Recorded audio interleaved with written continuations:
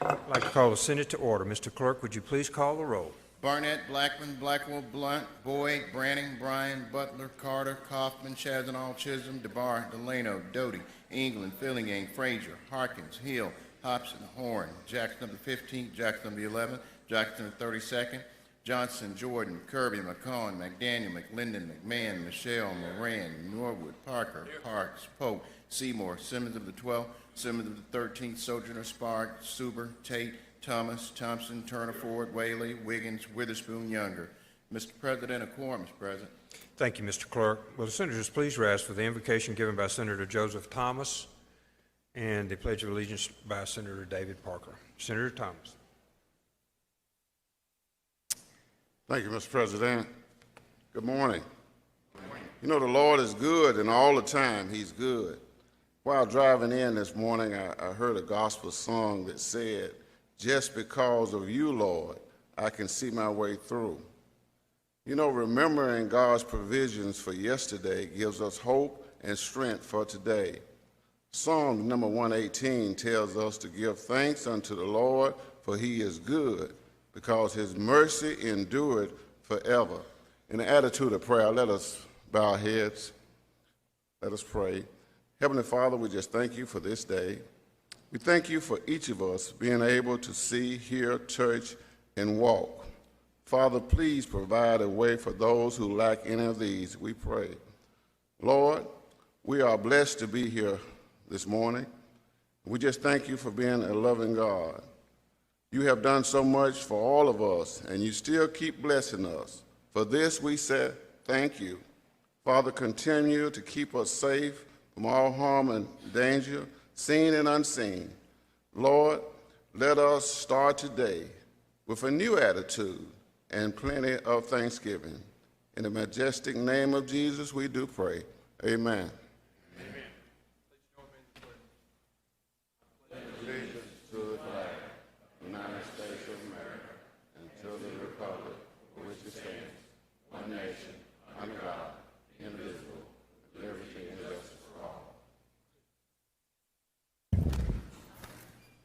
Thank you, Senators. Now to the reading of the journal. Senator Polk, you're recognized. Thank you, Mr. President. I move the Senate dispense with the reading of the journal. Senator moves to dispense with the reading of the journal. All in favor signify by saying aye. Aye. All opposed, nay. The ayes have it. Messages and petitions, Mr. Clerk. Mr. President, there are none. Thank you, Mr. Clerk. Committee reports. Senator Polk, you are recognized. Thank you, Mr. President. I move the Senate dispense with the reading of the committee reports. Senator moves to dispense with the reading of the committee reports. All in favor signify by saying aye. Aye. All opposed, nay. The ayes have it. Next, the reading of titles, bills, and resolutions. I recognize Senator Polk. Mr. President, I move the Senate dispense with the reading of the titles of the bills and resolutions. Senator moves to dispense with the reading of the titles, bills, and resolutions. All in favor signify by saying aye. Aye. All opposed, nay. The ayes have it. We'll move to the calendar. Moving to the calendar. Start with Senator Boyd. For what purpose do you seek recognition? Introduction, Mr. Chairman. Please proceed. Mr. President, I would like for y'all to help me make welcome Dr. Kimberly Webb and her husband Ted. They are constituents and businesses that they have located in both of our districts. Please help make them welcome. Thank you. Thank you.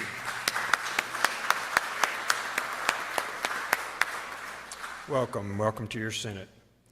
We'll start this morning with rules. Senator Kirby, you're recognized.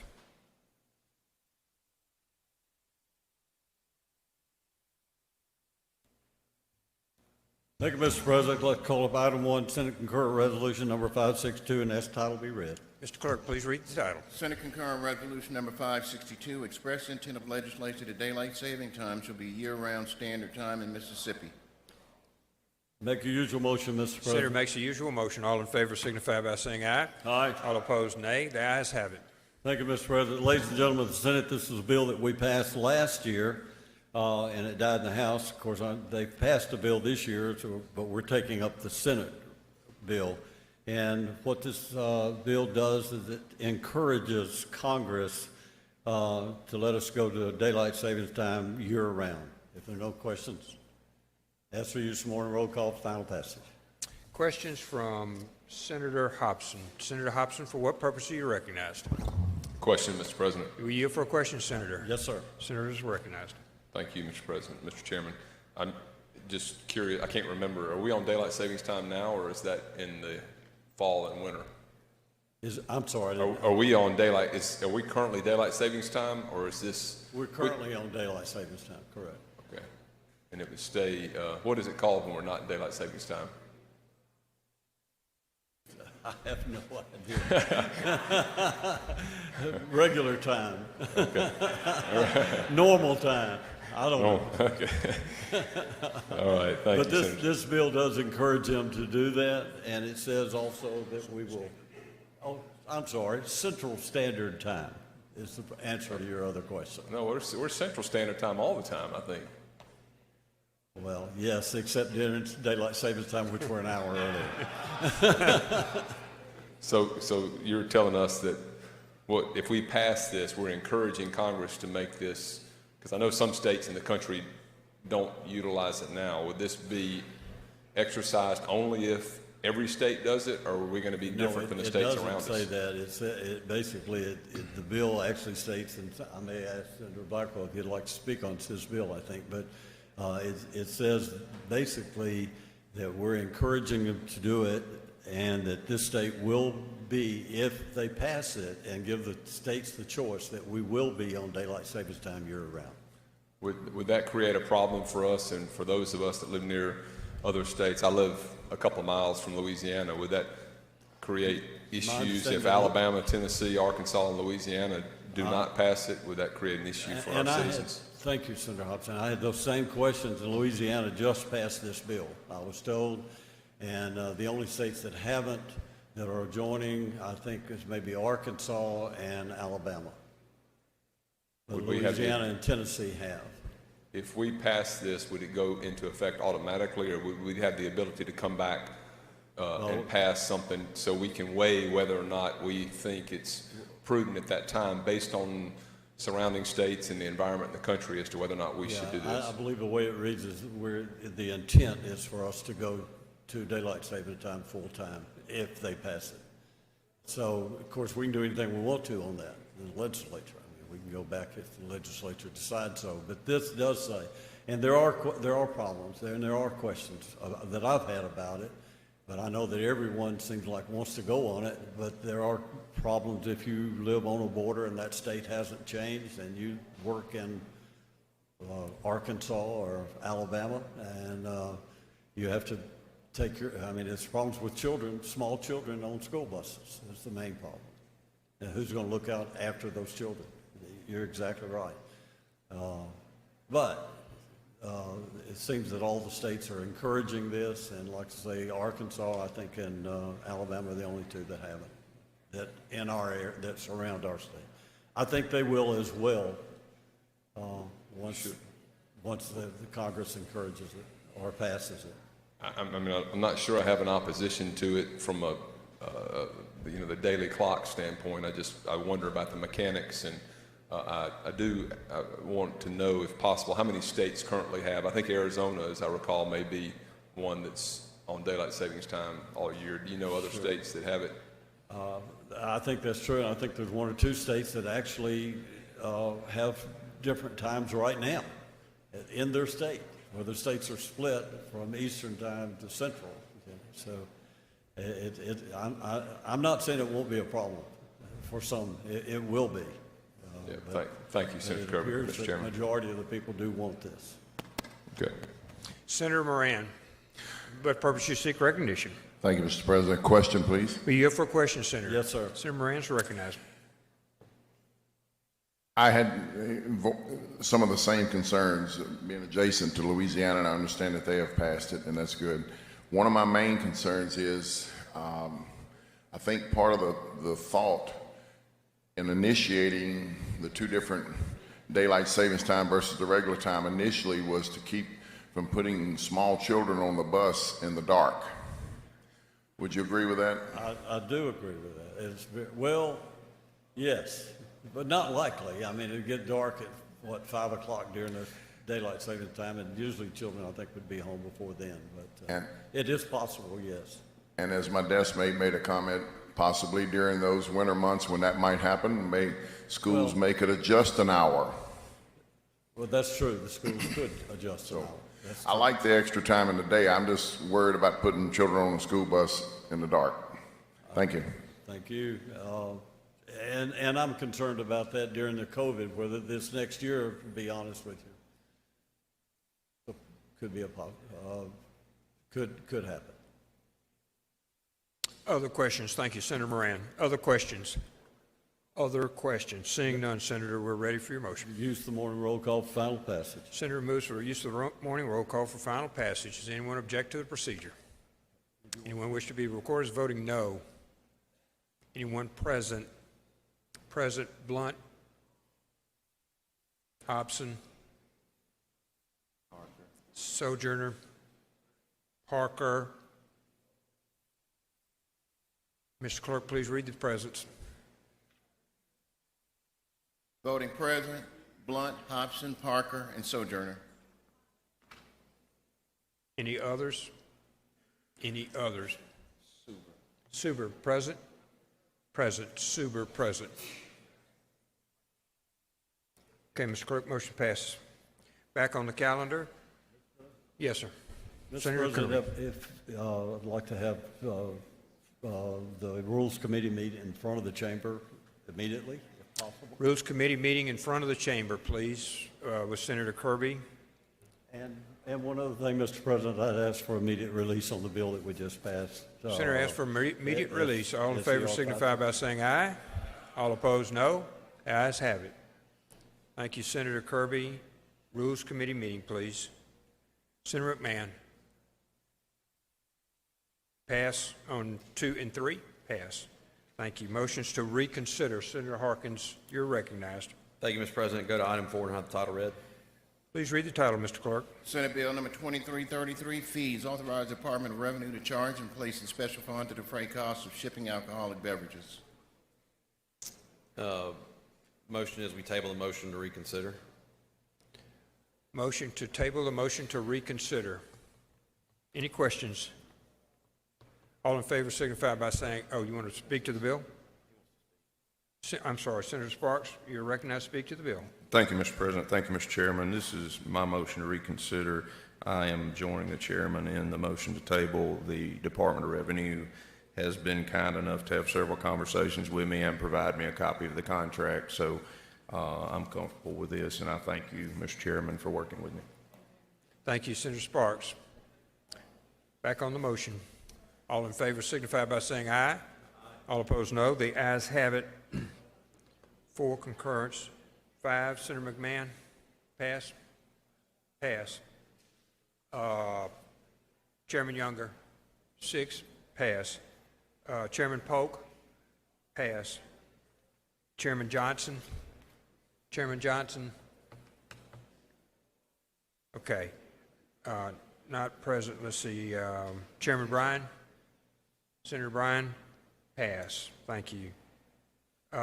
Chairman DeBar, number 10. Senator DeBar, you're recognized. Thank you, Mr. President. Call item number 10, have the title read.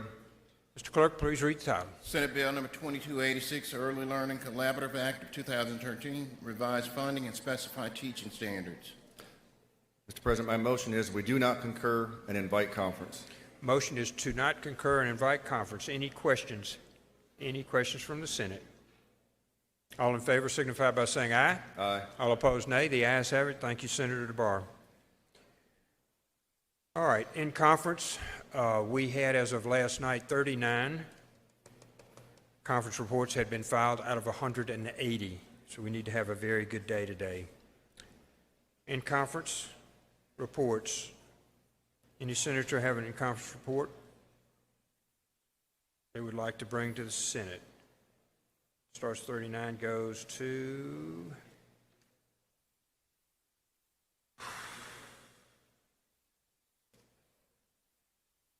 a lot of pages.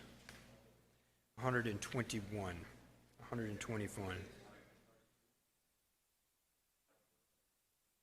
In conference finance.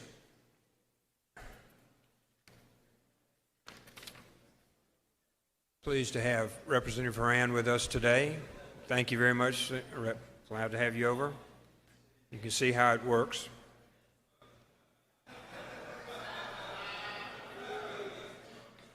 Chairman Harkins, you're recognized.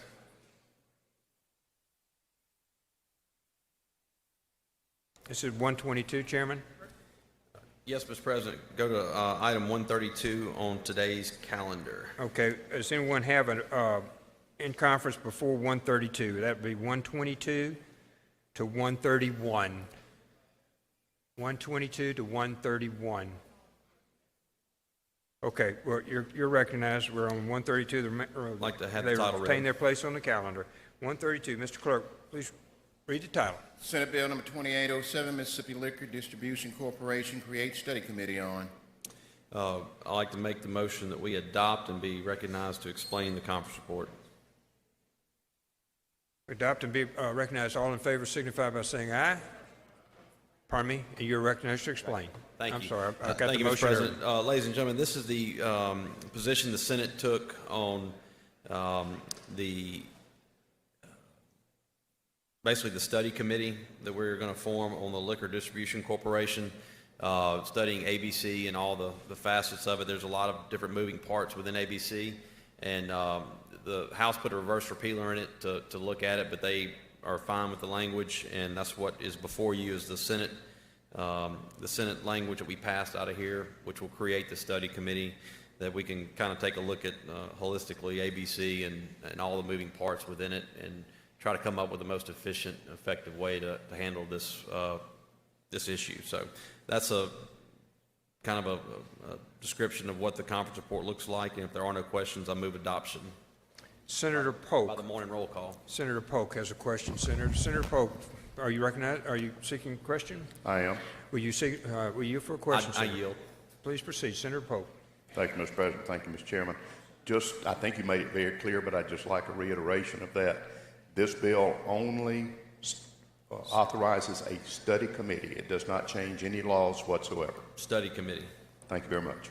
Thank you. Senator McDaniel, for what purpose you seek recognition? Question, Mr. President. Will you yield for a question, Senator? I do. Senator McDaniel is recognized. Thank you, Mr. President. Mr. Chairman, I think he answered my question specifically, but I want to take it a step further. Has there been any consideration about turning this over to the private sector entirely? I guess the better question would be, does the study commission take that into consideration? It's broad. It's my understanding. It's broad. It doesn't limit us to anything. It's a kind of at a minimum, we're going to discuss these things. Okay, thank you. Thank you, Senator McDaniel. Other questions? Other questions from the Senate? No further questions. I move adoption by the morning roll call. Senator moves adoption by the morning roll call. Does anyone object to the procedure? Anyone wish to be recorded as voting no? Any present? Branning, Parker present, Branning present. Anyone else? Parker is a no, and Branning is a no, right? I'm sorry. Branning and Parker are no's. Anyone else? Norwood, I'm sorry, Senator Norwood. Senator McMahon, I'd like to announce a pair. please. If Senator Jackson was here, he'd vote no, and I vote aye. Pair with Jackson. No, Senator Tate. You see Senator Tate? No. Sorry, Senator Chisholm. Thank you. Is a no. Okay. Would you please read the no's, Mr. Clerk? Voting no or nay, Branning, Parker, Norwood, Tate, and Chisholm. Pear, McMahon, yes. Jackson, of the 15th, no.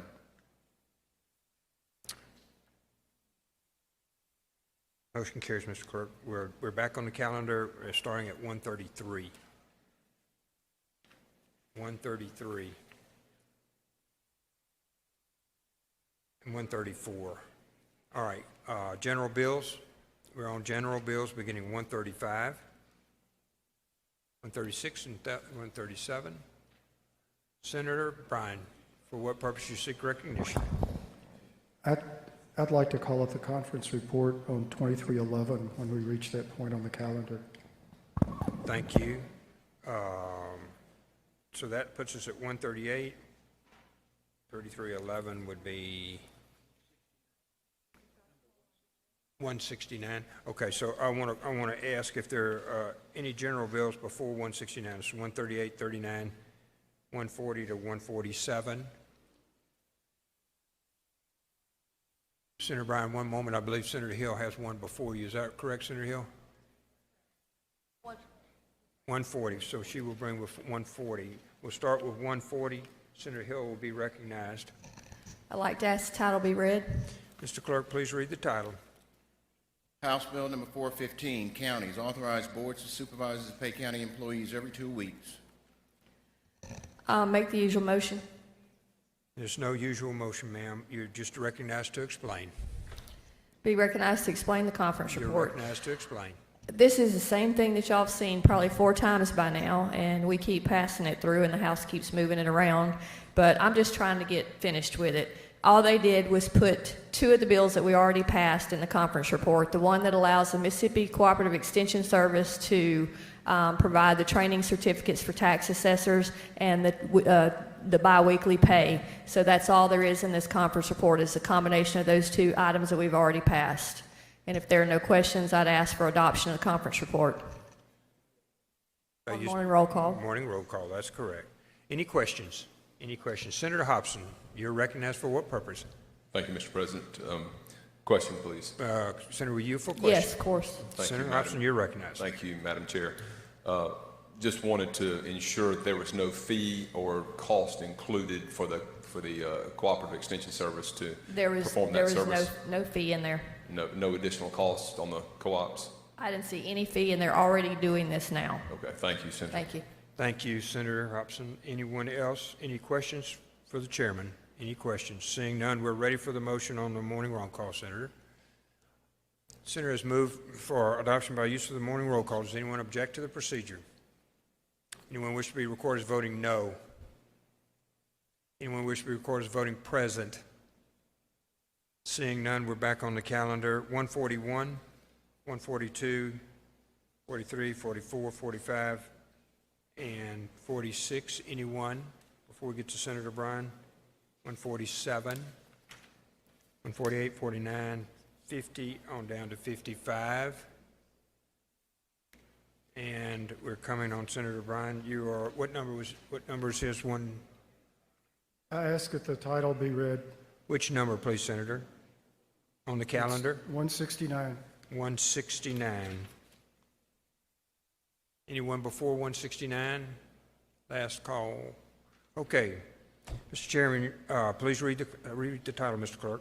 Senate Bill number 2311, State Board of Health codify and extend repealer on fee authorization. I move adoption of the conference report. Senators move adoption of the conference report. Any questions? If I could explain what the bill does, this is just the repealer on the State Board of Health.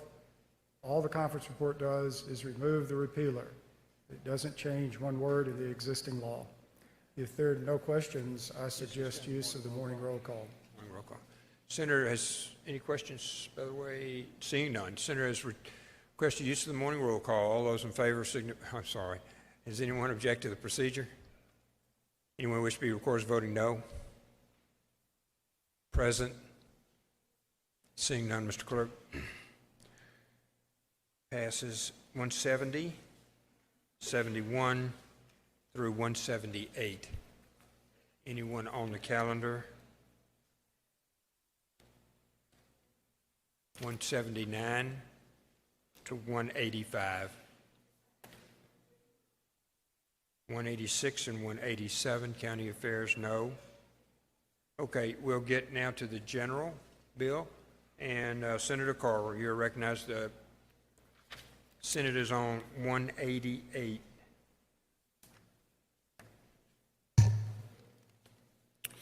Thank you, Mr. President. I ask that item number 188 on the calendar have the title read. Mr. Clerk, please read the title. Senate Bill number 3046, COVID-19 Connectivity Act, enact. Make the usual motion. Well, actually, we need to adopt the committee substitute, move the reserve bill. Well, if Like usual motion. Senator makes the usual motion, all in favor signify by saying aye. All opposed, nay. The ayes have it. Are you proposing a committee substitute? Yeah, I'm take up the committee sub. Committee substitute, so you're recognized for explanation of the committee substitute. Thank you, Mr. President. This is our COVID-19 Connectivity Act. We've worked very, very hard. I want to thank Senator Delano and Senator DeBar for their help in this bill. I'll go by section and explain to you what we are trying to do here. You know, the state of Mississippi was appropriated the $1.2 billion in CARES Act funds, and they've been allocated in different ways. But in this bill, we're trying to use money to improve infrastructure to help improve immediate distance learning, telehealth, and telework needs. The fiscal note's $100 million, and this bill is largely based on competitive grant programs in Michigan and in North Carolina. If you look at Section 2, it defines applicant broadly to include any entity authorized to provide broadband in the state. It's lines 37 through 43, requiring at least 23 down and 3 up as far as speed goes. It provides for administration by the public utility staff. It provides that in this grant, it's for unserved or underserved areas. Those are lines 60 through 65. The legislative intent, it provides that the legislature recognizes the significant challenges COVID-19 has caused with distance learning, telehealth, and telework. It provides the influx of federal funds, an opportunity for the state to shore up infrastructure which would help deliver these services. These funds shall not be used for duplicative expenses or expenses not allowed under federal law. So in this bill, we are making sure that we follow the guidelines set forth by the Treasury. Section 4 talks about the application requirements, provides that the staff may retain up to $100,000 for administration, which is a very low fee and compared to some of these other COVID-related pieces of legislation. It provides a 100-point scoring process for applications considering the following elements: the contractor's experience and wherewithal, immediate readiness to build, operate, and maintain, speed of network, cost to consumer, number of underserved households to be served, ability to collaborate with the community, applicant's ability to provide free or low-cost service to children for distance learning, and capacity for continued expansion. Also provides a timeline of applications and when they would be awarded.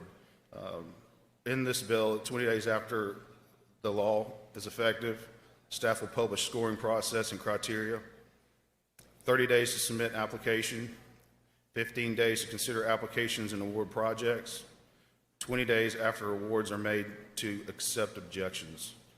The funding is up to a 1-to-1 match set as follows: 70 points or less, 65% of the project must be matching funds. More than 70 but less than 80% points, 60 of the project must be matching funds. 90 points or greater, 55 of the project must be matching funds. It could be up to 50%. The staff may not award grants to applicants where there's already a service provider in the area. The project includes an area where construction of a network is to be completed within 2 years. The applicant is unable to provide matching funds. So the goal here is to have private investment in providing connectivity. Section 5 talks about limitations. Applicants are limited to the remedies provided in this act. They cannot sue independently if they do not receive an award. Projects are limited to $10 million in matching federal funds. Section 6 is reporting requirements. Staff must require applicant to submit a semi-annual report. The legislature shall receive a monthly report on the status of the grant program. Section 7, it creates the fund to send the appropriation to, provides that monies shall be dispersed according to federal law and Treasury guidelines, provides that unobligated funds will be transferred to the Unemployment Insurance Fraud Fund, provides that use of the funds is subject to inspection by the Inspector General and State Auditor. Section 8 severs any clause deemed to be unlawful. And I'll just jump to Section 12. Section 12, we put a reverse repealer in this bill. I've been working with my counterpart in the House. This is close to exactly what we want. There are a couple little tweaks we need to make, and with that, I'll yield to any questions. Thank you, Senator Carr. Senator Jordan, for what purpose do you seek recognition? I have a question, Mr. Will President. you yield, Senator Carter? I do. Senator Yeah. Jordan, you're recognized. Yes, sir. I may have overlooked it, but how much money is in this bill, federal dollars? How much? So this is CARES Act money, so it's $100 million that we're putting 100 in. million. 100 million. There's no money in this bill. There will have to be appropriation. This simply establishes the grant program and how we're going to administer those funds. How are you going to administer the grant program, but Yes, it's sir. no resource, no money's in it? Not yet. Just the methods of how to proceed in administering it. I'm gonna hope my good friend Senator Hobson over here is going to give me that money. Okay, thank you. Thank you, Mr. Chairman. Thank you, Senator Jordan. Any other questions? Any other questions? Seeing none, Senator, we're ready. Move passage on morning roll call. We've got to adopt the committee sub first, so your motion would be, I think, to... I move we adopt committee sub. I'm sorry, Senator Bryan, before we get to there, Senator Bryan, what purpose you seek recognition? Well, I had a question or two. If the All right, chair Senator would- Bryan, Senator Carter, will you yield for... I do. Okay, Senator Bryan, you're recognized. I'm interested in a particular area in my district, which is Wren. Wren is basically in the northwest corner of Monroe County. If you live in Wren, you can get your mail from Nettleton, have a telephone from Aberdeen, go to school in Amory, and get your utilities from Okolona. It's an interesting area, but it is served by the Okolona Utility Department. It's a rural area. How are the people in Wren ever supposed to get access to broadband? I know that there was a bill earlier in this year that was local and private that was trying to address that. Look, the EPAs have been the only one that have come to us with a plan. What co-op is in your area? Do you have a co-op in your area? They're served by the Okolona It's just Okolona. Electric Department, so they're not served by a co-op. This grant's open to anybody, so they can go in and apply for the grant to meet the criteria. But I do not believe the Okolona Utility Department can legally set up broadband service. Am I incorrect? Am I wrong about that? I can't answer that with factual knowledge, but I have hearsay knowledge that you are correct. Well, I understand that this bill will allow, if I get lost in the technical language, will allow utilities, private utilities who have broadband for their own purpose, to make that broadband available to others, although I couldn't understand quite the restrictions on it. Okay, so are we talking about the IOU language in the bill? What The investor-owned utility language is in the bill? Is that what you're referring to? I guess that's it. I don't even know the public health acronyms, let alone the public utilities acronym. So what that language does, currently, they call it dark fiber. The companies run fiber through their transmission lines to communicate from substation to substation. They're not using all the strands in that fiber, so it's called dark fiber that could be used for broadband.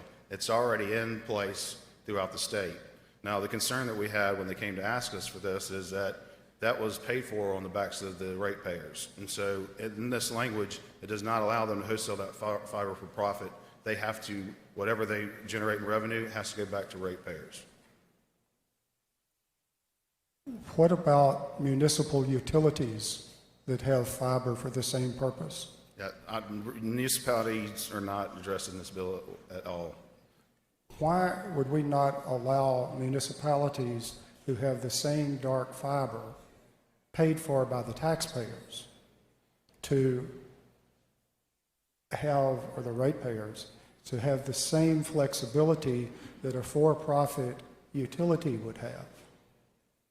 I cannot answer that question, Senator Bryan. I have not been involved in any discussion as far as Okolona goes. I can't answer that question for you. I'm sorry. Well, would you think that maybe the reason you don't have any proposals is that the people with the dark fiber have consistently been told basically that the legislature is more concerned about the bottom line of AT&T and the for-profit big boys than they are about providing actual high-speed internet at a reasonable rate to those of us out in the sticks. Would you be surprised to learn that's why you don't have any proposals? Well, I can tell you this, AT&T had some heartburn with my IOU language. As far as the rest of the bill, they were favorable of it. Well, I will just ask a rhetorical question. Why do we give two hoots and a holler what AT&T thinks they've had forever, and we still ain't got no broadband in the sticks? And if you look at their stock and you look at their dividends, apparently they got a lot of money coming from somewhere going somewhere, and it ain't going to provide utility service or telephone service or broadband service or anything else that can be connected with the word service to those of us out in the sticks. But just like the dog in the manger, they don't want anybody else out there providing it either. Do you think maybe that's why you don't have these proposals? Well, I will tell you this, Senator Bryan. I don't disagree with what you're saying. I got elected to serve Mississippians. This bill is my attempt to get rural broadband to as many citizens as we can in the state of Mississippi. I don't care about anybody's P&L. And I've worked real hard on this, and this is where we're at. And like I said, it's not perfect. And if there's any input that you'd like to have, there's a reverse repealer in this bill. Well, I want to be clear, Mr. Chairman. I'm not directing these comments at you. It's just the method of getting these comments into the public debate is to state them in the form of a question, sort of like Jeopardy. I do notice in here there's a lot of reference to the public utility staff rather than the Public Service Commission. Just looking at the bill, that seems odd. Could you explain that to me? So currently, the Public Service Commission, they regulate investor-owned utilities. They don't regulate broadband. I believe it was like in 2010, 2011, AT&T and Comcast on them were brought out from underneath the Public Service Commission. So that's why the language isn't in here, right? Public utility staff, it's a nonpartisan group. We just didn't want politics get in the way of this piece of legislation. We're on a very, very short timeline to get this money spent and get this broadband deployed. So, I mean, we're talking CARES Act money. I know there's other revenue streams that are being talked about coming down from the federal government, and there may be more flexibility there, but we've got to get this money spent now. Well, Mr. Chairman, again, it seems odd that I don't know any place else where we have a board or a commission or whatever, and we're eliminating the board and commission and focusing on the staff itself, but maybe we do. I would ask this question, Mr. Chairman, in your consideration of this bill and throughout the coming 4 years. Simply put, what are the folks in Wren supposed to do for broadband? I mean, apparently they're in the Amory Public School System. Apparently we're going to try to send them some, whatever these things are, iPads, whatever. What are they supposed to do with them? When they go home at night, get in the car and drive 10 miles to a McDonald's where they can sit in the parking lot and get some service. I mean, it's a problem. And I would appreciate if you'd remember those of us in that situation. You have my commitment, sir. Thank you, Senator Bryan. Senator McDaniel, for what purpose you seek recognition? Question, Mr. President. Will you yield for a question, Senator? I do. Senator McDaniel is recognized. Thank you, Mr. President. Mr. Chairman, I think you've done an outstanding job on the bill. I know you've worked hard. I guess my questions deal more generally with the idea, and I'm trying to understand it. So we got $100 million, and that $100 million is going to be given to some corporate entity, so they're able to build out infrastructure to serve areas of the state that are underserved presently, right? Right, and so when we talk about the priority is having no service at all. When we talked about unserved, we're talking about they don't meet those required speeds. So they will fall under that unserved definition. As technology develops, let's say, for example, 5G or wireless communication that's much faster than we know presently, is there a danger that could render this infrastructure obsolete? So I had that same question myself early on in this process. Fiber's not going away. I mean, you're talking speed of light. They can use it for multiple different things. I'm being told that fiber will always be needed. So to answer that question, I do not think that it will be obsolete. Now, the wireless and the wired and all that, that's technology that evolves. I mean, I've got AT&T fiber in my home. Well, we just moved to another house.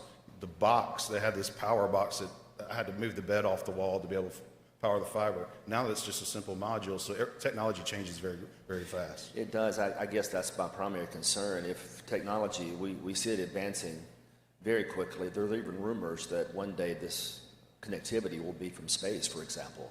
That would render the fiber obsolete. Now, that may be years from now. I understand that, and I'm sensitive to that. Here's my other concern. As we outbuild this infrastructure, that obviously costs money. That's why we're spending this federal dollars to do so. That infrastructure will eventually fail, as all things do. Who's on the hook for that failure? Who's on the hook to make sure the infrastructure remains intact? Well, these are matching funds, so we're helping them get started. At the end of the day, they're required to maintain their own infrastructure. I mean, we're not getting in the business of broadband. Right. We're trying to provide connectivity, and this is all due to this virus. I mean, you're reading the reports. It's highly likely in the fall it's going to come back. We've got to be able to be in a position where our students can continue to learn. The marketplace, for whatever reason, hasn't been able to make the money to justify their expansion unilaterally. If that trend continues, then one would only assume that we would not have the money later to correct the repairs as needed. I guess my next question is, if these individuals that will be receiving this broadband, will they be paying for this service, or will the state have to subsidize the broadband for them to receive it? There's nothing in here that has the state on the hook for paying for broadband. If these individuals who are receiving the broadband aren't paying for it, and there are no further subsidies to these companies to maintain their infrastructure, what happens then? That's up to those companies. When they develop their programs, those are factors. I mean, that's why we have such a big rural broadband problem, right? Like I said, the only plan that's been submitted to me has been the EPA's. Those are the factors that they consider before jumping out there. I mean, they're not. I mean, some co-ops are jumping, are excited about it. Some of them are very hesitant because of the reasons that you're saying right there. But ultimately, those are business decisions. And you know as well as I do, we don't want our business and our government working on the same level. You know, we want free enterprise. Let the market decide. I know you've worked hard on this. Thank you. Thank you, sir. Thank you, Senator McDaniel. Senator DeBar, for what purpose you seek recognition? Question, Mr. President. Will you yield Senator Carter? I do. Senator DeBar is recognized. Thank you, Mr. Chairman. It was a couple years ago we passed the rural broadband bill to allow co-ops to, I guess, build out and do internet across the state. Is that correct? We did. And have any of those co-ops initiated or started building any internet? It's my understanding that maybe two have. I know now they're excited about what we're trying to do here, and those conversations are beginning to fuel. I believe two may have already passed with their boards the ability to do it, but I don't know that a co-op has actually started running fiber yet. And this legislation before us seems to rely on heavily co-ops and their ability to, I guess, install fiber or hotspots, or what are they planning on doing? What is your vision anyways? It's basically running fiber, which will provide an opportunity. Everybody can play in this game. Look, I've encouraged since day one for everybody to get in the sandbox and work this out. So co-ops can run fiber, AT&T can provide the internet service in the area. And it's going to take everybody, the energy companies, the internet service providers, all working together. There is no universal solution for rural broadband in this area. I mean, at the end of the day, everybody needs to sit down, all the entities involved, they need to work this out. All we're doing is trying to give them a little help. Okay. And we're trying to do it in a way to where we can expedite this and get some connectivity out there. I mean, you know as well as I do how big of a problem we have as far as education goes. Right. And you would think, my district, Greene County, that's underserved and unserved, I guess, areas. I guess you would agree with that. The co-op that represents my district, which is Singer River, Jackson, Georgia, and Greene County, has indicated several years ago, and their position today is they are not going to put internet service, broadband service in Greene or George County. So my question is, how is this bill going to help me in my district for my constituents in Greene and George County? Well, I will tell you this. I had a meeting this morning at 8:30, and you will be getting a phone call because we talked about this last evening. Okay. And I'm going to follow through on that commitment. Okay. Thank you, Mr. Chairman. Thank you, Senator DeBar. Senator McMahon. For a question. Were you for a question, Senator? I do. Senator Carter, I know how hard you've worked on this legislation. Wouldn't you agree with me that there's a difference between the EPAs that are that operate by their members and a municipality that is backed by the taxpayer? There is a difference. That's correct. And I know there are some senators in this room that are really concerned about some of the municipalities being able to have their own broadband systems, but it's the former Attorney General of this state over the last 4 years who issued his opinion that they could not participate in that. Wouldn't you agree? I would agree. Okay, so what we're doing, we are going to have public hearings. I want you to know we're going for the city that was named earlier. The House and Senate are going to have a joint local and private hearing with them. We're going to ask the chairman of energy and the chairman of technology to join us in that city, and we're going to allow all the sides to present their cases for it. And you'd like to join us on that, wouldn't you? I would definitely like to join you in that. Because it's important to you and to me that all Mississippians have the ability to have access to reliable internet. Isn't that correct? That is correct. Thank you for your work. Senator Sojourner, for what purpose you seek recognition? Just a quick question. Senator, you for a question? I do. Senator, you're recognized. Thank you, Mr. President. Thank you, Chairman Carter. I live in an area where we have no internet service. We really don't have cell phone service. AT&T has none, C Spire has none, and Verizon is limited. You mentioned that we had previously given co-ops the ability to move into the broadband area, but they had not, Right. for the most part. So what they're planning on doing is using hard funds. They're talking about that now. That's an acronym I cannot give you the explanation for. But, I understand. They also have developed a way. They've met with me. They've met with, like I said, Senator Lano and the Lieutenant Governor. They found a way that they can follow Treasury guidelines quickly. I mean, they're ready. If we were to pass this and the governor would sign it today, they would roll with fiber. And I've got a list right here, actually, of the different co-ops that are talking about doing it. I may have circled around your question. Is this, I guess my real quick question is this an effort on the part of the government to encourage private sector companies to do something that economics really haven't afforded them the opportunity to do? I would disagree with that because we're talking about one-time money, and the focus is on connectivity for students. And so, I mean, as it may look like the government's trying to subsidize the private industry, what we're just trying to do is provide rural broadband.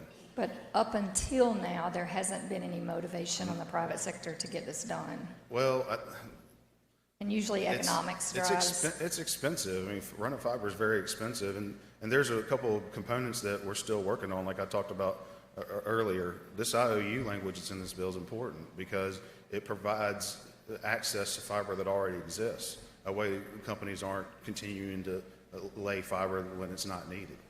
Expensive to build and expensive to maintain. That's why rural broadband is a very big challenge. So I do have concerns about that, $100 million probably won't touch this. And in the future, what are we going to be on the hook for to maintain, to protect our first investment is just my concern. I understand. Thank you. Senator Sojourner, thank you. Senator Sparks, for what purpose you seek recognition? Question, Mr. President. You for a question, Senator Carter. I do. Senator, you're recognized. Thank you. Thank you, Mr. Chairman. Thank you for your work on this. One couple things I want to touch base on. There's been a lot of talk about the EPAs. I'm quite confident that Tom Bigby, Tish, and Prentice are all three already, prior to CARES Act, prior to COVID, had committed and are in the process of delivering service. Is that what you understand? I do not know that to be fact. Okay. My conversations have not been really about who's utilizing the former Rural Broadband Act that we passed. My conversation's been centered around how can we serve the unserved. Right, but it's my understanding that about 10 of them are already on board. It's kind of been implied that this is favorable to EPAs. They've actually stepped up based on legislation you guys passed a couple of years ago, and I believe there's potentially 10 or more who are already in the process prior to COVID.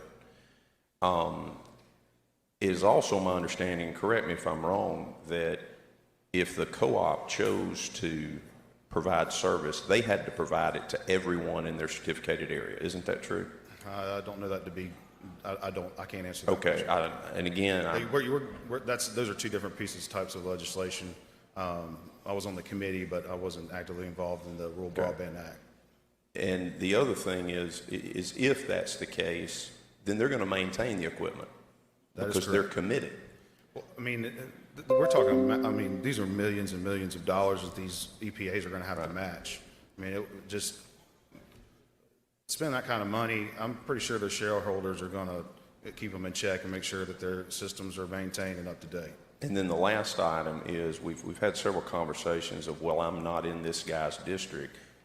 Was it not also true in that legislation that you gave the EPAs the ability to go outside of their utility certificated area to offer broadband? So it's a very good possibility that folks in Wren or some other area would actually be able to receive broadband service because of what the EPAs are doing, even though they're not in the utility certificated area.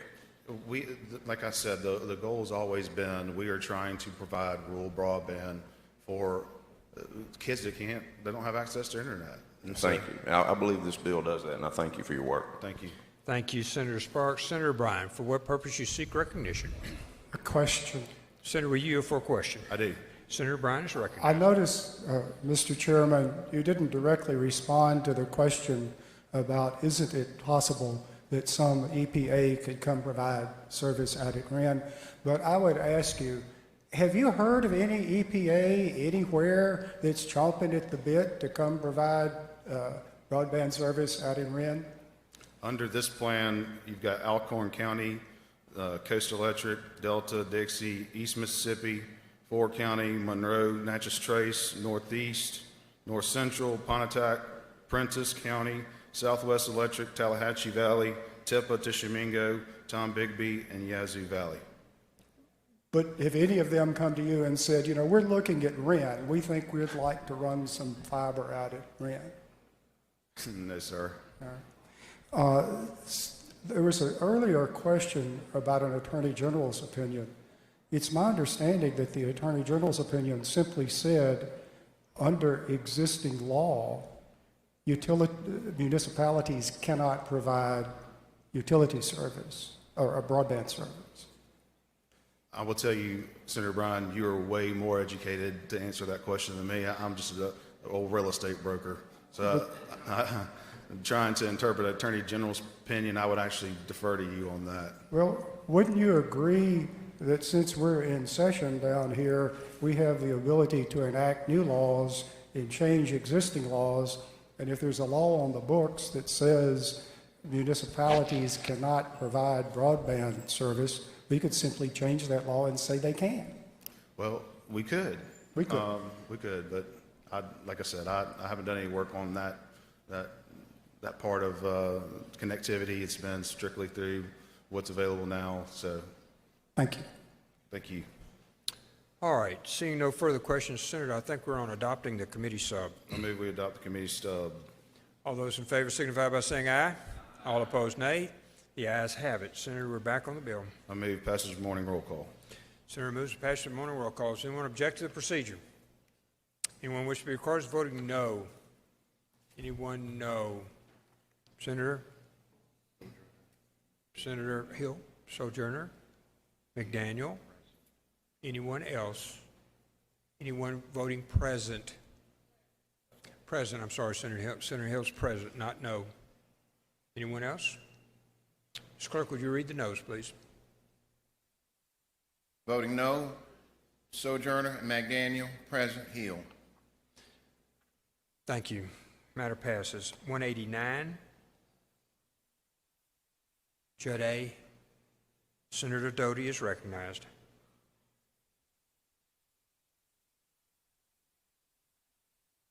Thank you, Mr. President. I would go to that item, number 189, and ask that the title be read. Mr. Clerk, would you read the title? Senate Bill number 3049, Mississippi Back to Business Liability Assurance Act, enact. Make the usual motion. Senator makes the usual motion. All in favor signify by saying aye. All opposed, nay. The ayes have it.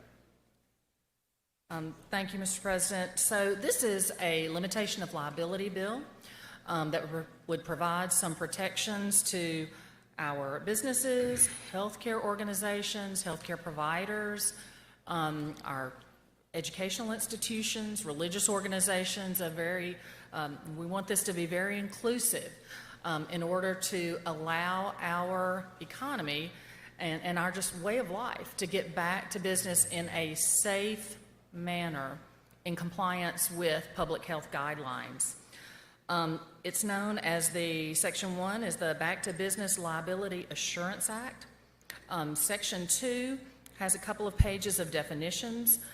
We define what is an essential business, and I think you all will know that an essential business is a business that was open after the governor declared the state of emergency. I believe that date was on March 14th of this year.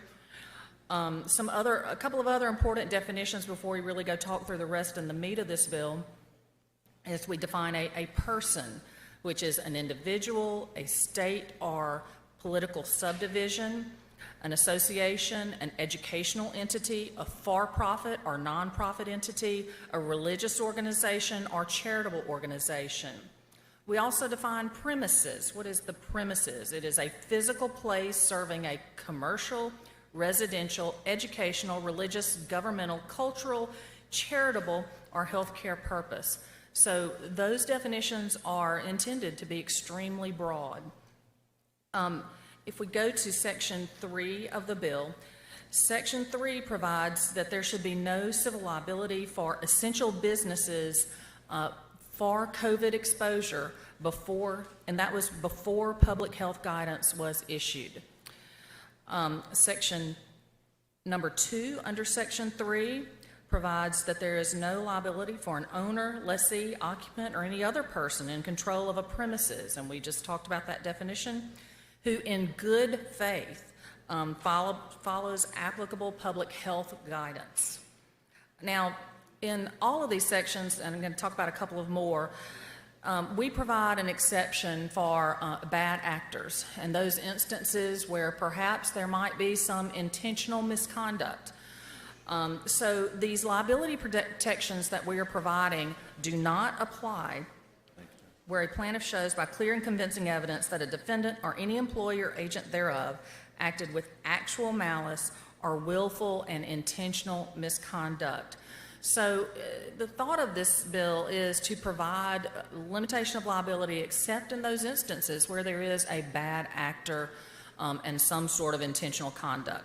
So Section 3, as we just talked about, protects our essential businesses, and then it gives a broader protection to all of our businesses, religious, governmental, educational, a broader protection really based on premises liability. And then we go to Section 4. Section 4 has a specific limitation of liability for exposure to COVID for healthcare professionals and healthcare facilities. Once again, they are required to use public health guidance.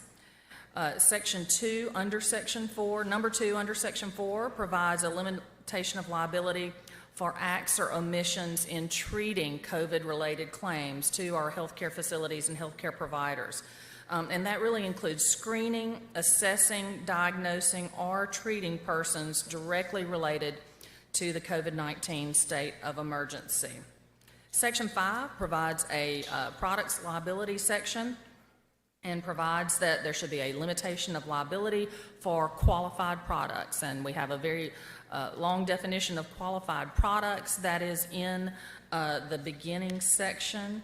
But qualified products are personal protective equipment, medical devices, equipment, and supplies used to treat a person with COVID-19, and often also covers products that are modified for an unapproved use, because, you know, this is a new and different virus, and there's a lot of uncertainty about how to treat it. We had a shortage of supplies to use, so it's a broad definition of a qualified product, and provides a limitation of liability for injuries related to COVID exposure if there was a qualified product used.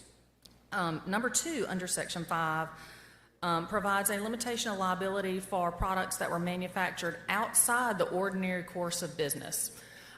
We've had examples in our state of companies that have come forward and helped in this response to this COVID-19 emergency. I know we all up here at the Capitol are using the hand sanitizer that was made by Cathead Vodka. I know we had the Blue Jean manufacturer who's manufacturing masks, and I think a furniture company that's manufacturing masks. Down near my area, there is a bag company, a plastic bag company, that is now manufacturing gowns, disposable gowns. You know, we had a situation where we simply did not have enough of those supplies, and we had our businesses who came forward and helped us by providing those different types of supplies or PPE. So it provides a limitation of liability for the use of those products. And again, each one of these sections has an exemption that provides that these liability protections do not apply if a plaintiff can show by clear and convincing evidence that there was actual malice or willful and intentional misconduct. So those are really the 3 different types of liability protections that are within this bill. And for each one, we have a section that says, you know, nothing in this bill creates or ratifies or causes there to be some sort of new cause of action. That is not the intent. And also that any defenses, available defenses that are already in existing law certainly can be used. It doesn't attempt to alter those. Damages, if there is some intentional misconduct, if there is a bad actor, someone can recover actual economic and compensatory damages, but non-economic damages, pain and suffering type damages, are limited to $250,000. This has a 2-year statute of limitations retains the 1-year statute of limitations under the Tort Claims Act, which would be applicable to governmental entities. This would take effect retroactively and go back to March 14th, 2020, which was the date of the governor's first executive order.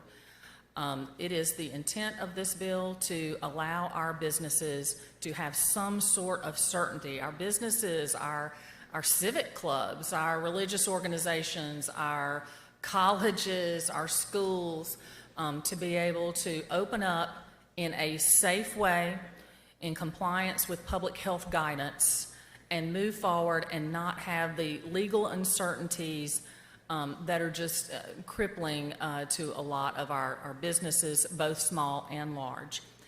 That is an explanation of the bill, and I'll be glad to answer any questions. Thank you, Senator. Senator Simmons, for what purpose you seek recognition? Question, Mr. President. Will you, Senator? I did. Senator Simmons, you're recognized. Thank you, Mr. President. Thank you, Senator, for yielding. In committee, Senator, you know my concerns about an immunity bill, and as we are dealing with a pandemic and our businesses opening back up, I guess my concern, and I ask it in the form of a question, do you think this bill as an immunity bill, that it protects the bad actors? I guess my concern, the good actors or our good businesses, they would do the right thing regarding the pandemic. They would do the right thing regarding reopening. But what the bill does is grants immunity to even those bad actors where they can't be held responsible. Is that concerning to you? I would disagree with you, Senator Simmons, very respectfully. To me, this provides an avenue if there is any sort of willful, intentional conduct. It provides an avenue for that to be addressed. And so I do not agree with your characterization. The standard in the bill, however, is different than the standard that is under current law. The standard that's in the bill is a clear and convincing standard, which increases the preponderance of the evidence standard that is in current law. Do you agree with that? I do agree with that. It does require clear and convincing evidence. Yeah. And so it would make it harder for someone who suffers an injury or who dies as a result of a bad actor even to prove his or her case because of the heightened standard. Would you agree? It would make it a bit harder, but we are in a very uncertain time. This is an immunity bill that is very limited in scope, very targeted, and I think it's appropriate under the circumstances that we have. You know, we're in a time that we do things that were just unimaginable last week are the norm now. I never would have thought I would have looked out into this chamber and seen people wearing masks, or my temperature would have been taken at the door. So, you know, we are in an unusual time. I think it calls for some aggressive measures in order to help our communities grapple with and deal with this pandemic. Nursing homes, I've received a lot of calls about nursing homes, and I also mentioned it in committee. He did. Where I've received calls from several constituents who wanted to just simply know whether or not the nursing home was experiencing an outbreak so that they can move their loved one out of the nursing home. And the nursing home still receiving the $5,000 a month that they were paying, struggling to pay for their loved one. The nursing home did not disclose that they was in fact experiencing an outbreak. And 2 weeks later, that loved one has died. And so wouldn't this bill even protect a nursing home under the umbrella of it's just COVID-19 and we're dealing with a pandemic, and so they will be shielded from liability? I don't think so, Senator Simmons. And yesterday in committee, I perhaps did not answer your question as fully as I should, because I wanted to make sure my information was correct. But, you know, nursing homes do disclose if there is an outbreak, if there are additional cases of COVID, but they only do that to the patient. The patient has someone that they designate. My mother is in a nursing home in Brookhaven, and my sister, who lives in Birmingham, is the one who gets the phone calls. So, you know, there is one person who is designated for that patient to get that information. So I believe that information is out there, was out there, but it may just not have gotten to perhaps another family member who thought they were entitled to it. So I know that our nursing homes have had a lot of guidance and procedures that they have followed, and it's been very difficult for them to retain staffing. I do know that. And so I believe we have appropriate protections for our nursing homes in this bill. So based off the language of the bill and the scenario you gave, if that loved one called and was the designated person for the person in the nursing home, and the nursing home did not give them the information, even though they knew they were experiencing an outbreak, you think that conduct would be willful under the bill? I don't think that is something that I want to answer here, or something that's not covered by this bill. Thank you, Senator, for your. Senator Bryan, for what purpose you seek recognition? A question. Senator, will you yield for a question? I did. Senator Bryan is recognized. My understanding is that generally, in broad terms, the standard for any liability would be actual malice or willful intentional misconduct. And generally under this bill, if you don't reach that standard, you're immune from liability. Yes. So my particular concern is on line 134, which is subsection 2 of section 4, is I read that any healthcare professional or facility is not liable for any conduct that doesn't rise to the level of actual malice or willful intentional misconduct, so long as there is a state of emergency. So this is, it's COVID related. So I mean, it is for exposure to COVID. And I'm sorry, which line number were you saying? Well, it appears to me that in subsection 2, there's no requirement that the negligence have any relationship at all to COVID. It's the existence of the state of emergency itself that makes all the healthcare people immune from any sort of negligence, and they're only subject to liability for malice or willful misconduct. So lines 138 and 139 say it provides that it is a healthcare facility's acts or omissions while providing healthcare services in response to the COVID-19 state of emergency. I'm a hospital. I'm providing healthcare services due to COVID. At the same time, I have someone there and their left leg was to be amputated, but we amputated their right leg instead.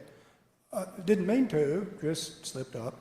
And under my reading of this, the mere fact that I was tending to COVID patients in one wing of the hospital would give me immunity for acts such as that. I don't think that is, I don't read the bill that way. If you think we need some clarifying language, I would certainly be open to that. I can't imagine this bill is going to be word for word when it gets over to the House and out the other end. But I don't read that like that. I don't read it the same way you do and believe that it is very tight, the language that we have already, and specifically says it is only for treatment, the liability protection is only for injury or death resulting for screening, assessing, diagnosing, or treating persons directly related to the COVID-19 state of emergency. You know, it doesn't say, if we, I just don't see the reading that you're giving. Well, are you reading the language on lines 139 and following? Yes. The last sentence? Certainly am. Well, the copy of the bill I have says the immunity includes, but is not limited to, injury or death resulting from screening, assessing, diagnosing, or treating persons directly related to the COVID-19 state of emergency.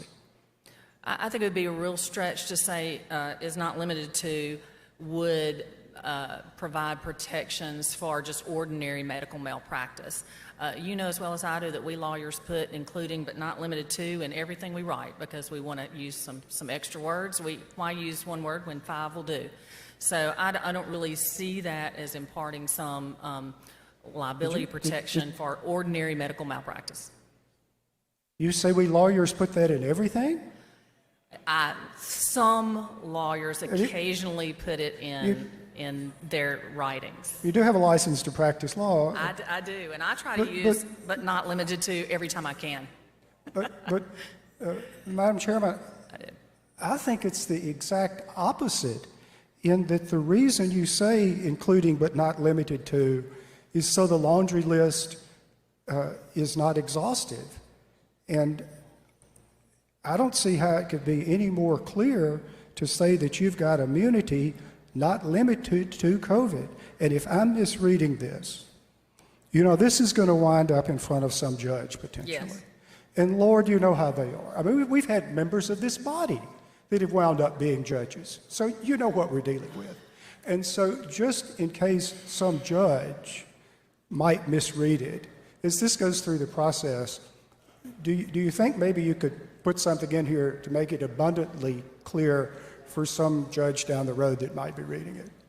I think if you look at the lines prior as well, line 137, let's start at 135.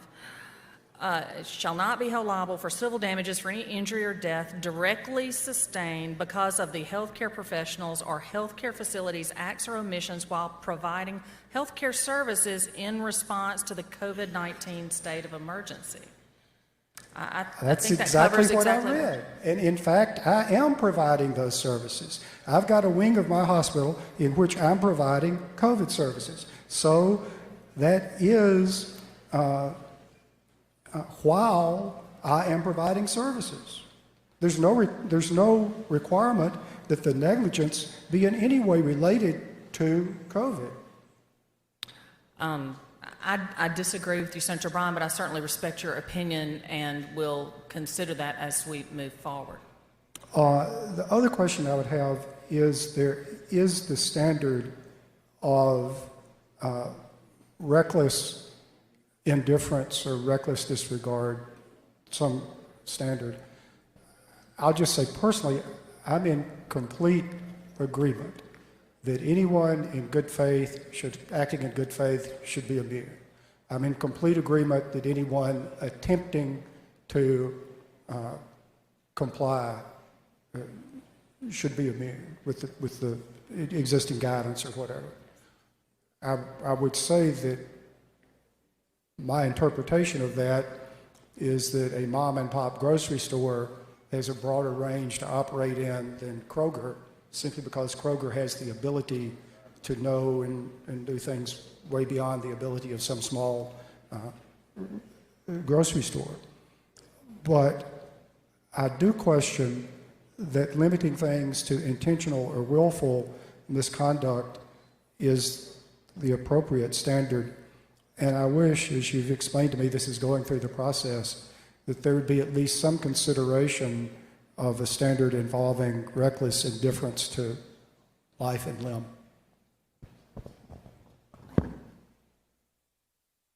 Okay, certainly. Thank we'll you. Consider that? Yes, certainly will, certainly will. Thank you, Senator Bryan. Senator McDaniel, you're recognized for what purpose? A question, Mr. President. Will you yell, Senator? I do. Senator McDaniel is recognized. Thank you, Mr. President, Madam Chairman. I just want to be clear here. I want a clarification from you. You're not trying to provide blanket immunity to anyone, are you? No, this is a very specific and targeted immunity for exposure to COVID claims, for COVID, for contraction of the COVID virus, and also to provide some limitation of liability for our healthcare workers as they are treating COVID cases, because the treatment has been so uncertain on how to proceed. That makes sense. A pretty extraordinary circumstance, right? It certainly is. The COVID virus is airborne, right? It may be on our different, it's airborne, Right. plus it exists on our surfaces. It is, and highly contagious, is it not? Very much so. And so what we've got here, as I understand it, the reason we have this bill is to make sure that businesses aren't caught up in numerous lawsuits whereby some clever plaintiff's lawyer could find a way to scare a potential civil defendant into paying a settlement value instead of defending a very lengthy lawsuit, correct? Very much so. And the important aspect here, the reason this differs from so many other types of tort reform that we've had, is that COVID-19 is subject to the entire community. In other words, anybody is in danger at all times, right? Yes. And there's really no way, or very difficult, to prove causation. I mean, how do I know that I picked up COVID-19 from your place of business, or from the bar down the street, or from the gas pump when I put gas in my car? There's no way to know, is there? Exactly. As I pumped gas this morning on the way to the Capitol, the gas pump had had disposable gloves. I had not seen that before, and I thought, oh, goodness, I need to be using those every time. So yeah, it's such causation is such a difficult issue. So who knows where you might have picked up this virus? We all have to be careful at all times. And yet, despite the elevated standards of causation we have in the bill, or I'm sorry, the proof that we have in the bill, clear and convincing evidence, you can still prove a case. If I'm a plaintiff and I can show that a restaurant has perhaps hired someone knowingly infected by COVID-19, and I can show that that person perhaps intentionally took action in the restaurant that was harmful to others, I can still prove a case in theory, right? Yes, certainly could. So you're not providing blanket immunity for intentional act, and that's why we have the elevated standard. That is. To the concern about reckless indifference, I want to address that real quick too as you go forward with this bill. If we reduce the standard, Madam Chairman, don't we make the issues more fact-intensive? We do, and certainly we want to keep this where our businesses could have this decided more as a matter of law and early on, a decision made early on in a lawsuit, right. So we would not subject them to increased costs of litigation. So if I'm in the process of defending my client and my client's a restaurant, and I sense that the plaintiff cannot meet this burden, I can file a dispositive motion early in the litigation, have the case dismissed, not have to incur tens of thousands of dollars in legal fees to defend my client. Yes. I think that's the important part here. If I am forced, or my client is forced to pay me tens of thousands of dollars, that's money he can't use to hire people. It's money he can't use to invest back into his business. And in fact, it's just going to hurt our economic recovery in the long term, is it not? It certainly does. All right, outstanding. Thank you. Thank you. If there are no other questions, I move passage on the morning roll call. One moment, please. We have Senator Norwood, and then we have an amendment. Senator Norwood, you're recognized for what purpose? Question, Mr. President. We yield for a question, Senator. Yes. Senator Norwood is recognized. Thank you, Senator Doty. I guess, are there there are not standards of operation or operational procedures for, and I'm going to talk specifically about just a nursing home. Okay.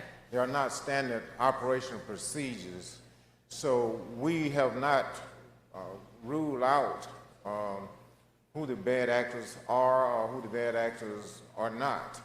So are we going to grandfather those bad actors in without them improving their quality of care or their standards? You know, I think to be a bad actor, you have to know what the standard is. And, you know, at the beginning of this COVID-19 crisis, we didn't really know how to deal with it. And so I do know that the Department of Health has worked extremely close with all of our nursing homes, and I'm not an expert in all the guidance that they have given, but I know they have provided a ton and have requirements for what nursing homes have to comply with. So I would think that once guidance is there, and whether it is you must isolate patients, you must test your workers, I'm not exactly sure what that all is, but once that guidance is out there, nursing home must comply with it.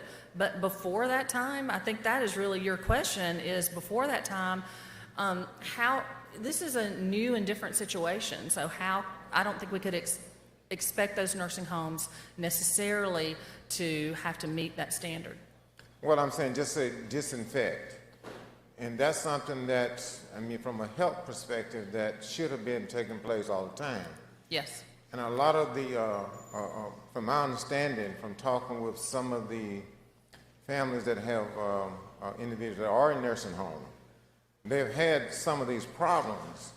And by the same token, the nursing, I mean, the facilities has not improved their quality of care, and they do not have a standard. They do not have, ask for copies of the standards. They do not have standards. And looking at the standards that you had for the nursing home that you talked about, that's not necessarily the case for a lot of other facilities across the state. So my question is, that may work in one particular long-term care facility, but not work in another long-term care facility, because they've been bad actors a long time. And now if we automatically, if we exempt them from those, they've been exempt, obviously, check and balance of those standards, and now we're going to grandfather them in and not hold them accountable for a standard or quality of care. I don't think that's right. Do you? So I understand your concern, but it is my understanding that all of our long-term care facilities are licensed by and regulated by the Mississippi State Department of Health. So they have standards that they should be complying with already, minimal standards already for the operation of that long-term care facility. And so I think those standards, a certain level of standards are out there.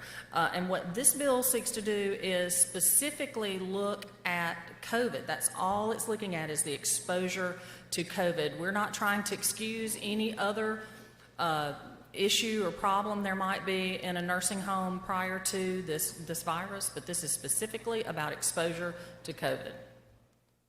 Okay. Now, and I think the date you stated going back to March 14th.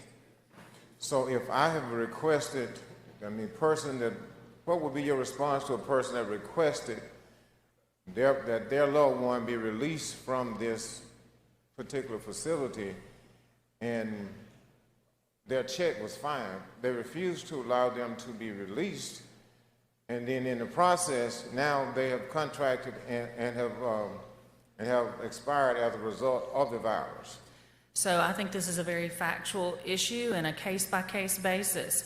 And, you know, I know that when we have a vulnerable adult person elderly, who's in a nursing home, often they have one person who makes those decisions for them. And so that person makes that decision, whether or not they should be released or whether or not, in conjunction, like I have power of attorney over my mother, I make those decisions. So I think you've got to look specifically at that case. I don't think I have a broad answer for that, Senator Norwood. Your question seems to be about liability for the refusal to release someone for a nursing home, and I think that's a totally different situation from what we're talking about right here.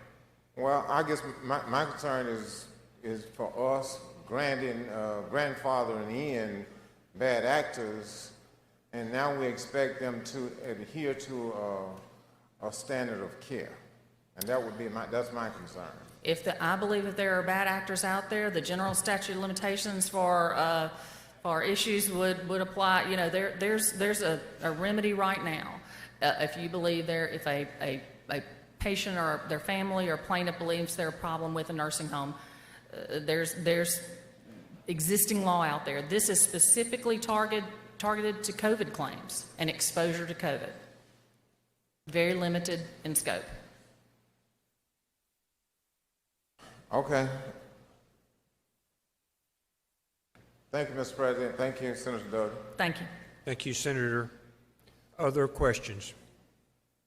Other questions? We have an amendment, Senator. One moment, please. Okay. Senator Simmons. Mr. Clerk, would you put it on the board, please?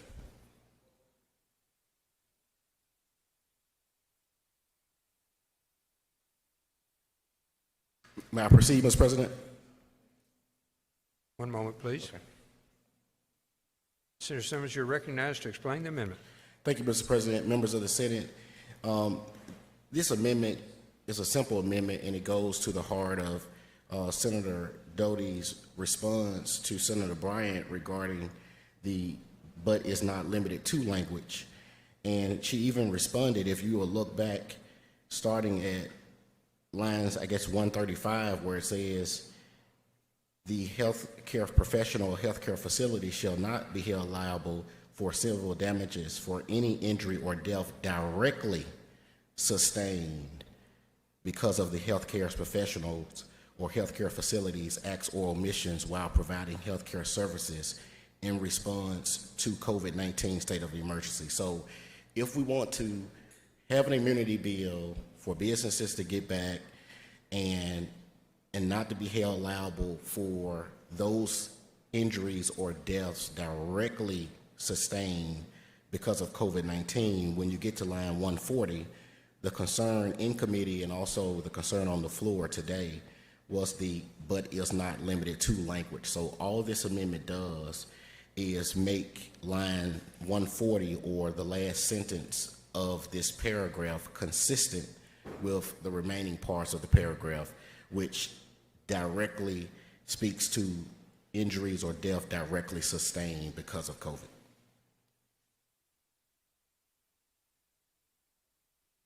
I don't have a problem with this amendment. Senator Doty, thank you very much. Anyone else? Any questions, please? Any questions on the amendment? I move adoption of the amendment, Mr. President. Moves adoption of the amendment. All in favor signify by saying aye. Aye. All opposed, nay. The ayes have it. And Senator Doty, you're back. If there are no further questions, I again move adoption on the morning roll call. No further questions. Senators moved adoption on the morning roll call. Does anyone object to the procedure? Anyone wish to be recorded as voted no? Norwood, Thomas, Jordan, Simmons, Frazier, Jackson, Butler, Turner Ford, Bryan, Weatherspoon, Blackman, Anyone else? Anyone present? No? No. Senator Horn? No. Anyone else? Pardon me? Senator Thompson, present. Anyone else? Anyone else? Mr. Clerk, please read the noes.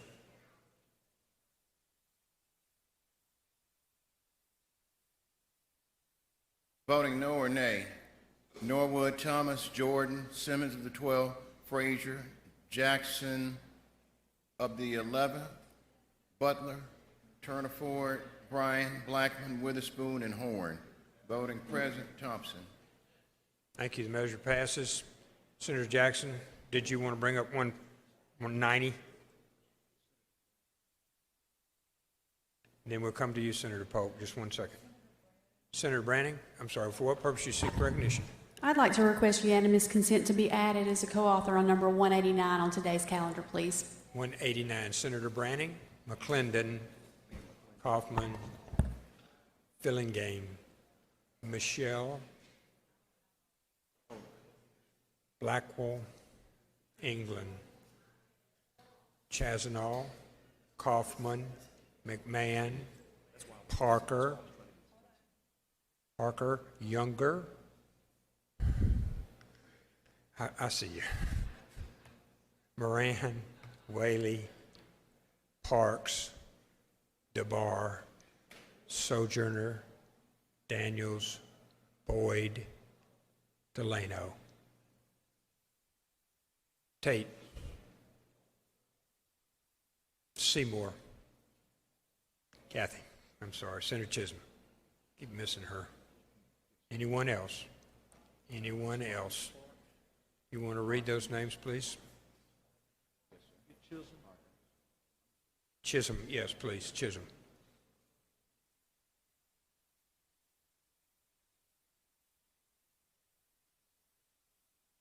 Senator McClendon, did you have anything? Yeah, we got Senator McClendon. Okay, Senator Jackson, you're recognized the last one on the calendar. 190, please. Thank you, Mr. President. I'd like to go to item 190. Yes. Senate nomination number 27, had a title read. Please read the title, Mr. Clerk. Senate nomination number 27, Kenneth Francis Ken Martin, Mendenhall, Mississippi, Mississippi Forestry Commission as the 3rd Congressional District Representative, 6-year term beginning July 1st, 2020 and ending June 30th, 2026.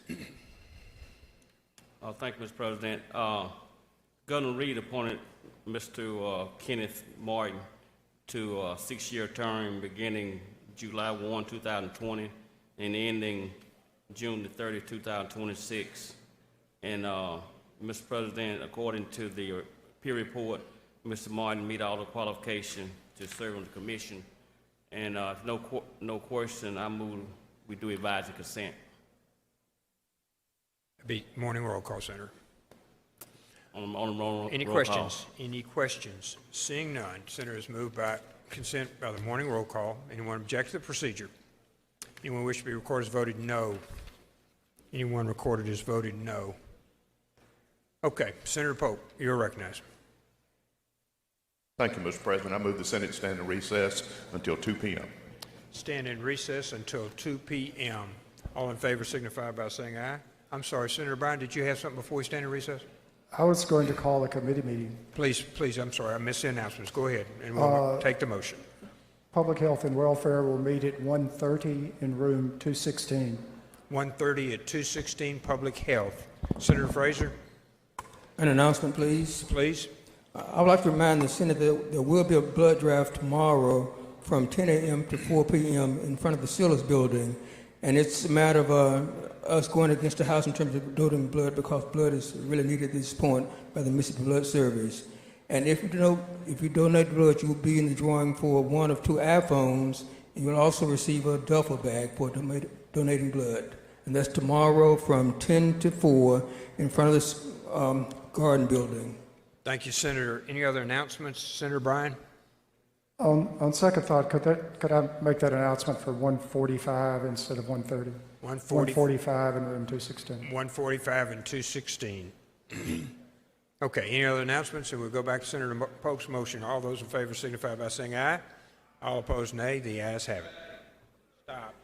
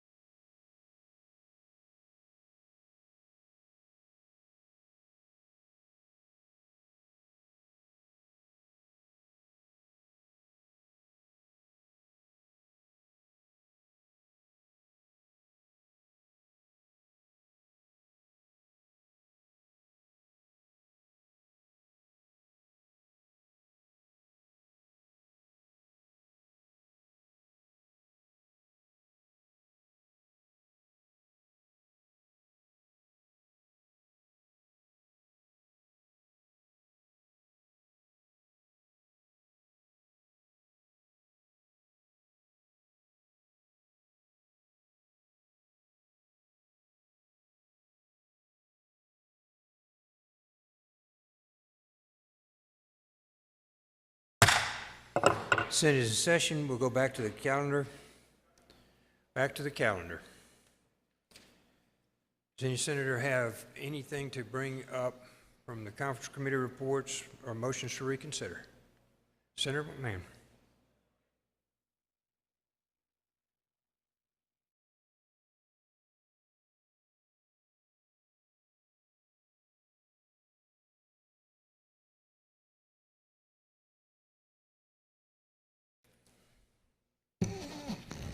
Good afternoon, Mr. President. I'd like to suspend the rules and bring up item 5 on today's calendar. Senator moves to suspend the rules and bring up item 5. All in favor signify by saying aye. All opposed, nay. The ayes have it.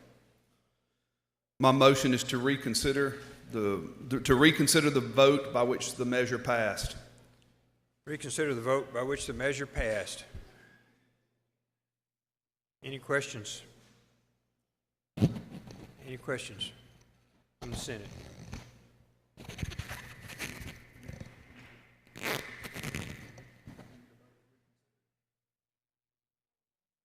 Motion to, yeah, it's just a straight motion. Yeah. All in favor say aye. All opposed, nay. The ayes have it. Senators, it's come to my attention that we passed a bill in here the other day. I'm asking you to reconsider it. Senator Simmons, this was her first bill, and she brought it to my attention with a Facebook post that this was her first bill, so I wanted her to come back and talk about her bill. I think there's some big concerns about this bill. A lot of questions need to be asked about it, and I wanted to bring her back and ask her. I've got a copy of it, Senator, and ask her to explain her bill.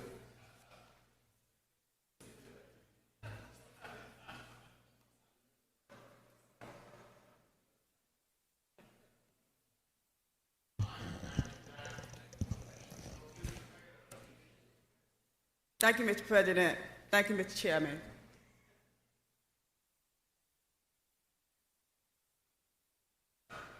I open the floor for questions.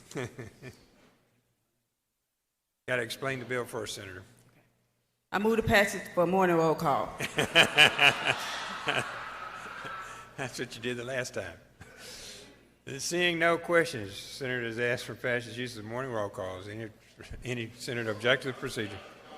Oh, we have questions. I'm sorry. Senator, I just saw you. Senator Jackson, you're recognized. Thank you, Mr. President. Senator, why did you introduce this bill? Why did I introduce the bill? Yes, ma'am. I introduced the bill because I think it's the right thing to do. Okay. So, didn't anyone ask you to introduce the bill? You just introduced on your own? Yes, the Board of Supervisors in Bolivar County asked me to present the bill. Okay. What was the vote on the Board of Supervisors when they approved this?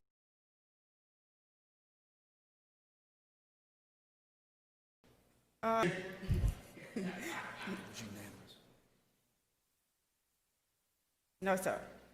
Okay. Was this bill published in the local paper? Yes. It was? Yes, Who paid for it? Who paid for it? They have it, publicized. Oh, okay. No, it was not publicized. Ma'am? It was not publicized. It wasn't? No. Okay. So, you have a bill that allows Bolivar County to give away money. Yes. Is Bolivar County a rich county? Is Bolivar County what? A rich county. No. It's not? No. Well, why would you request that they give money away if they're not rich?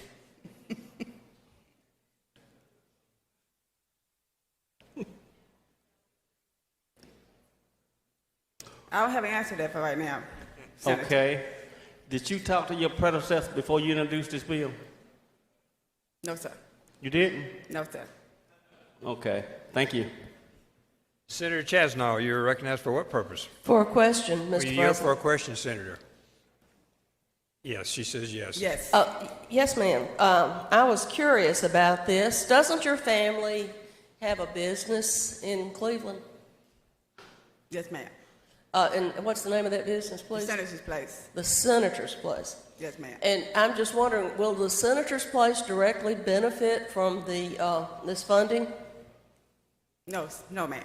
Well, have you thought about maybe giving away some fish plates or something to see if you could get some more stimulation of the economy in Bolivar County? No. And perhaps bring some food to the Senate, as your father used to do when he was a senator. I believe he provided us with delicious barbecue and other excellent things to eat when we were in session. Yes, ma'am, but circumstances occurred, so it was beyond my control, and I was unable to do that this year. Well, can I count upon you that in some future date when these circumstances change, that you will continue this rich tradition of bringing delicious food from the Senator's Place to the Mississippi Senate? Yes, ma'am. As long as I have approval from the Lieutenant Governor, yes, ma'am, we will do that. Thank you. No further questions. Senator Younger, for what purpose do you seek recognition? Friendly question, please, Mr. Will you President. yield, Senator? Yes, sir. Go, please proceed, Senator Younger. Thank you, Senator Simmons. Just wanted to know, who is your favorite senator ever? Who is my favorite senator ever or now? Ever. Ever? Senator Willie Simmons, well, Commissioner Willie Simmons. That's what I thought you'd say. Thank you. Thank you, Senator Younger. Senator Carter, for what purpose you seek recognition? Friendly question. Would you yield for a question, Senator? Yes, sir. Please proceed, Senator Carter. Since you are very, very close to the person that owns the Senator's Place, I know once you're a senator, it's always a senator, but wouldn't you think it'd be more appropriate to call it the Highway Transportation Commissioner's Place now? Yes, Senator. Thank you, Senator Carter. Senator Horn, for what purpose you seek recognition? Question. Were you for a question, Senator? Yes, sir. Senator Horn, you're recognized. Thank you, Mr. President, and thank you, Senator Simmons. That comment that you made about as long as it has the approval of the Lieutenant Governor, would you consider that a classic example of sucking up to the Lieutenant Governor? You're out of order, Senator Horn. Senator Polk. Thank you. You're recognized for what purpose? Question, Mr. President. Were you for a question, Senator? Yes, sir. Please proceed, Senator Polk. I know when we took our oath of office, we said that we would never let the any type of gift or anything like that, money, whatever, convince us to vote for a bill. Do you remember that? Yes, sir. But if said someone wanted to vote for a bill that you were handling, and if said someone was promised to be able to drive the hottest car in the parking lot, do you think maybe you could arrange that? Yes, sir. You got my vote. Thank you, sir. Thank you, sir. Any other questions? Seeing none, Senator, we're ready for your motion. Move to pass the morning roll call. Senators move or pass the morning roll call. Anyone object to the procedure? Anyone wish to be recorded as voting no? Seeing none, those pass. Thank you, Senator Simmons.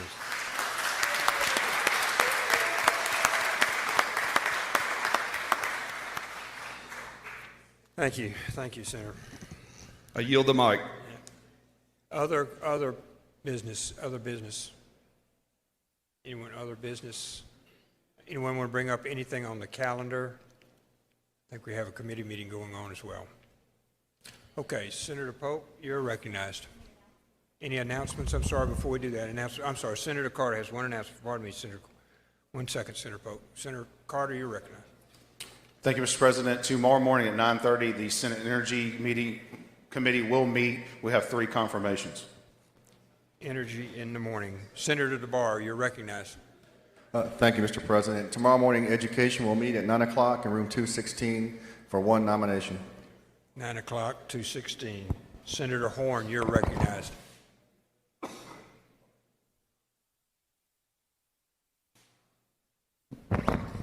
Thank you, Mr. President. Introduction of a resolution out of order and an adjourn in memory. Adjourn in memory, please proceed. All right. I'd like to ask that when the Senate adjourns today, that we do so in memory of Ms. Emma D. Sanders, a longtime member of the Democratic Party and the Federation of Democratic Women. Thank you, Senator. Would you bring your resolution up, please? Senator Bryan, you're recognized. Mr. President, the Public Health and Welfare Committee is in recess, subject to call, and we will reconvene immediately upon recess of the Senate. Thank you, Senator. Senator Harkins. Thank you, Mr. President. I want to hold on a motion to reconsider item 2 on yesterday's calendar, HB 1743. HB 1743, that's yesterday's calendar, I don't have it.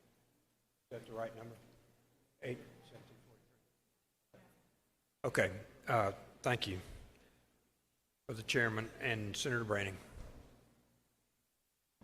Adjourn in memory, please. Please proceed. On behalf of myself and Senator Blackman, I'd like the Senate to adjourn in memory of Mrs. Lena Denson, the former First Lady of the Mississippi Band of Choctaw Indians. Thank you. Thank you, Senator Branning. Any other announcements? Read the meetings, please, Mr. Clerk. Salute the early auto dealers and African-American legends of the automobile industry in Jackson, Mississippi. Okay, and then the committee meetings as well, please. Meetings. Yes, sir. Okay. Energy will meet at 9:30 a.m., room 216 on Thursday. Education will meet in room 216 at 9 a.m. on Thursday. Thank you. As you know, as everyone knows, we're busily trying to complete the conference committee reports. I encourage all the senators to work very diligently to do that with their corresponding members of the House. Senator Polk, you're recognized. Thank you, Mr. President. I move the Senate stand in recess until 5 p.m. today or until the last conference and/or committee report is filed, at which time the journal will reflect that we're adjourned until 10 a.m. tomorrow. Stand in recess until 5 p.m. today or until the last conference or committee report is filed and until 10 a.m. tomorrow. All in favor signify by saying aye. All opposed, nay. The ayes have it.